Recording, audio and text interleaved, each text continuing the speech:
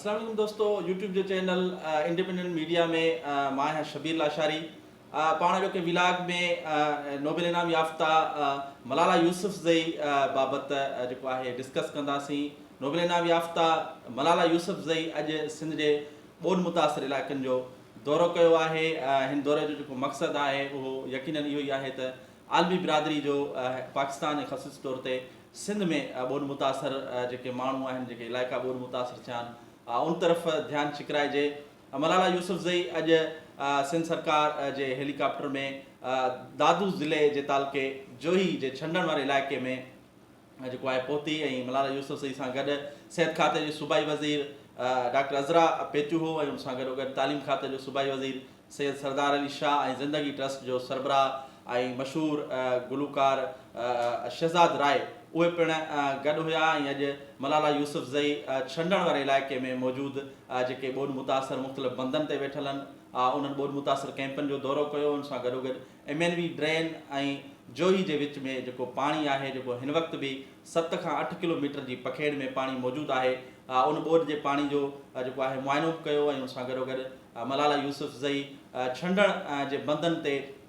मौजूदु जेके 100 हज़ारे ॿोॾि मुतासिर आहिनि, दादू ज़िले सां जेके तालुक़ु रखनि था, उहे जेके गुज़िरियल 1.5-2 महीननि खां वठी बंदनि ते मौजूदु आहिनि, उन्हनि कैंपनि जो दौरो पिणु कयो आहे। मलाला यूसुफ़ज़ई इन्हनि ॿोॾि मुतासिर कैंपनि में मौजूदु औरतुनि ऐं ॿारनि सां रली मिली वई ऐं सेल्फियूं बि कढायूं आहिनि। मलाला यूसुफ़ज़ई उते कैंपुनि में मौजूदु जेके औरतूं आहिनि उन्हनि जो हौसलो वधाईंदे चयो त हीअ यकीनन तमामु ॾुखी घड़ी आहे, ख़ासि तौर ते औरतुनि ऐं ॿारनि लाइ। पर अवां बहादुर औरतूं आहियो जॾहिं हिन ॾुखी घड़ी में मुसलसल ॾींहुं राति बंदनि ते ॾुखिया ॾींहं गुज़ारिया आहिनि ऐं उनजी आलमी बिरादरी खे यकीनन ॼाण आहे। ऐं हुन जो चवणु हो त औरतूं बहादुर आहिनि ऐं पंहिंजनि ॿारनि जी जेको आहे परवरिश बि कनि पियूं हिननि कैंपुनि में हूंदे, ऐं उनजे बावजूदु उन्हनि जी थोरी थकी जेका तालीमी तरबियत आहे उहा पिणु हले पई। उन मौक़े ते मलाला यूसुफ़ज़ई मुख़्तलिफ़ कैंपनि में मौजूदु जेके ॿारड़ा ऐं ॿारड़ियूं हुयूं, उन्हनि खे होमवर्क बि करायो ऐं मुख़्तलिफ़ स्केचिस जेके आहिनि उहे उन्हनि खां ठाहिराए ऐं पाण बि जेको आहे उन्हनि जे स्केचिस ठाहिराइण में उन्हनि जी मदद पिणु कई। तालीम खाते जो सूबाई वज़ीर सैयद सरदार अली शाह बि ॿारनि जो हौसलो वधायो ऐं उन सां गॾोगॾु ज़िंदगी ट्रस्ट जे सरबराह ऐं मशहूरु गुलूकार शहज़ाद राय उन मौक़े ते ॿारनि जे विच में गीत झूंगारे उन्हनि जे मुंहं ते या जेको आहे उन्हनि जे चहिरे ते मुर्कूं पखेड़ण जी कोशिशि कई। और मौक़े ते तालीम खाते सूबाई वज़ीर सैयद सरदार अली शाह नोबेल इनाम याफ़्ता मलाला यूसुफ़ज़ई खे ब्रीफिंग ॾींदे ॿुधायो त हिन वक़्तु ताईं जेका हथ आयल डेटा आहे, गॾु कयल डेटा आहे, उन मूजिबि तालीम खाते जा 12,000 खां वधीक जेके स्कूल ऐं उन्हनि जूं जेके बिल्डिंग्स आहिनि उहे मुतासिर थियूं आहिनि, जंहिं नतीजे में सिंध जा 20 लख ॿारड़ा जेके आहिनि उन्हनि जी तालीम मुतासिर थी आहे। उहे स्कूलनि खां बि ॿाहिरि आहिनि ऐं घरनि खां बेघर बंदनि ते जेके सरकारी कैंपूं आहिनि उन्हनि में ज़िंदगी गारण ते मजबूर आहिनि, जंहिंजे करे उन्हनि ॿारनि जी जेका तालीम आहे उहा मुतासिर थी रही आहे। मलाला यूसुफ़ज़ई जो चवणो हो त हू आलमी बिरादरी खे इन हवाले सां अपील करे थी, दरख़्वास्त कंदी त सिंध जा जेके ॿोॾि मुतासिर स्कूल ऐं जेके ॿोॾि मुतासिर ॿारड़ा आहिनि उन्हनि ते ख़ासि तवजो ॾिनो वञे ऐं उन्हनि इलाइक़नि जूं जेके बिल्डिंग्स आहिनि या जेके स्कूल आहिनि उहे जल्द ॿीहर बहाल थी सघनि त जीअं उन्हनि ॿारनि जी जेका तालीम आहे उहा हिकु दफ़ो ॿीहर शुरू थी सघे। उन मौक़े ते जेको आहे मलाला यूसुफ़ज़ई खे उन्हनि कैंपुनि में मौजूदु जेके ॿोॾि मुतासिर ॿारड़ियूं हुयूं उन्हनि मक़ामी ॿोली में पंहिंजा जेके गीत ऐं सहरा आहिनि उहे बि ॿुधाया ऐं पंहिंजे कल्चर खां उनखे वाक़ुफ़ु करायो। मलाला यूसुफ़ज़ई ॿोॾि मुतासिर कैंपुनि में मौजूदु जेके ॿारड़ा हुआ उन्हनि सां रली मिली वई ऐं उन्हनि जे कल्चर खां काफ़ी मुतासिर थी। उन मौक़े ते वॾे वज़ीर सैयद मुराद अली शाह जे तरफ़ां जेको आहे मलाला यूसुफ़ज़ई जे वालिद ज़िया यूसुफ़ज़ई ऐं मलाला यूसुफ़ज़ई खे जेको आहे अजरक ऐं जेके ॿी जेके सिंध जूं सूखड़ियूं आहिनि उहे सूखड़ियूं जेके आहिनि उहे पेश कयूं हुयूं। ख़ासि तौर ते MNV ड्रेन ते मलाला यूसुफ़ज़ई खे DC दादू सैयद मुर्तज़ा शाह ब्रीफिंग बि ॾिनी पाणी जे बाबति, जंहिंजो चवणो हो त हीउ पाणी जेको आहे कंबर शहदाद कोट वटां बलोचिस्तान जो पाणी सिंध में दाख़िल थियो ऐं FP बंद खे घारा पवण जे करे हीउ पाणी FP बंद ऐं MNV ड्रेन जे विच वारो रस्तो रूट वठी हलियो ऐं जेको अची जोही खां क्रॉस करे मंछो ढंढ में हीउ पाणी दाख़िल थियो, जंहिंजे नतीजे में कंबर शहदाद कोट, वारह, गाजी खुआड़, मेहड़, केन शाह, जोही शहर ऐं आबादियूं उन्हनि जेके यूनियन काउंसिलूं ऐं ॻोठ सख़्तु मुतासिर थिया आहिनि। ख़ासि तौर ते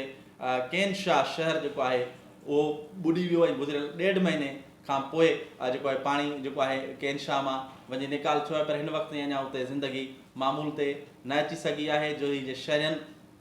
पंहिंजी मदद सां ऐं सिंध सरकार जी मशीनरी जी मदद सां जोही शहर खे रिंग बंद ज़रिए बचायो आहे, पर उन बावजूदि सिर्फ़ु जोही सिटी बचियल आहे। बाक़ी जोही सिटी खां ॿाहिराड़ी वारियूं जेके यूनियन काउंसिलूं आहिनि उन्हनि जा जेके सवें ॻोठ आहिनि उहे हिन वक़्तु बि पाणी हेठि आहिनि, जंहिंजे करे वॾी जेका आबादी आहे इंसानी आबादी उहा मुतासिर थी आहे। माण्हुनि जो जेको चौपायो माल आहे उहो मरी वियो आहे ऐं उन सां गॾोगॾु स्कूल ऐं ॿियूं सरकारी बिल्डिंग्स जेके आहिनि उहे तबाह थी वियूं आहिनि। हिन वक़्तु बि 1.5 महीने खां वधीक टाइम गुज़री वञण बावजूदि कंबर शहदाद कोट खां मंछुर ताईं, कंबर शहदाद कोट ज़िलो ऐं कुझु लाड़काणे ज़िले जा कुझु इलाइक़ा ऐं शहर ऐं दादू ज़िले जा 4 तालुका जेके आहिनि उहे मुतासिर आहिनि ऐं हिन वक़्तु उहे जेके शहरी आहिनि इन्हनि ज़िलनि जा इन्हनि तालुकनि जा उहे सफ़र करे रहिया आहिनि ऐं केतिरा ई जेके ॿोॾि मुतासिर आहिनि गुज़िरियल 1.5-2 महीननि खां वठी बंदनि ते जेको आहे मुतासिर कैंपुनि में तरसियल आहिनि। मलाला यूसुफ़ज़ई जो चवणो त उहा आलमी बिरादरी खे अपील करे थी त सिंध में जेका ॿोॾि तबाही आंदी आहे, बरसाती पाणी जेको तबाही आंदी आहे उन ते ख़ासि तवजह ॾेई हिन जी सहायता कई वञे। मलाला यूसुफ़ज़ई जे दौरे खां पोइ वॾे वज़ीर सैयद मुरादरी शाह पंहिंजे हिकु वज़ाहती बयान में चयो आहे त मलाला यूसुफ़ज़ई जो जेको दौरो आहे उहो ॿोॾि मुतासिरनि जी सहायता करण में वॾी मदद ॾींदो, छाकाणि त आलमी बिरादरी मलाला यूसुफ़ज़ई खे रिकग्नाइज़ करे थी ऐं आलमी बिरादरी खे इहा अपील आहे त मलाला यूसुफ़ज़ई जो जेको हीउ दौरो हो उहो ख़ासि तौर ते ॿोॾि मुतासिरनि जा जेके अहंज आहिनि उहे आलमी मीडिया ऐं आलमी बिरादरी ताईं पहुचाइणा ऐं यकीनन हुन इहा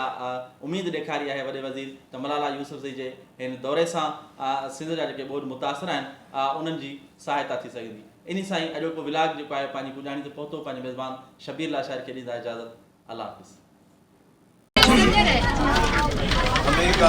ये बनो कहूं था पाजो उर्दू जो सरदार साहब इसको सिंधी में ट्रांसलेट करने के बाद मैं एक लाइन गाऊंगा और इस सिंध के लिए तेरे गालों की सुर्खी, तेरे मुझ का भोलापन,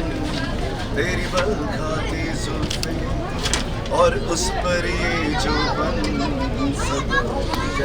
तेरी प्यारी अदा मेरा प्यार कहलाए।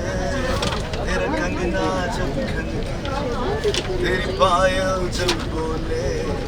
तेरे सुंदर माथे की ये बिंदिया जब चमके, सब तेरी प्यारी कदम मेरा प्यार कहलाए। तेरा कंगना जब खनके, तेरी पायल जब बोले।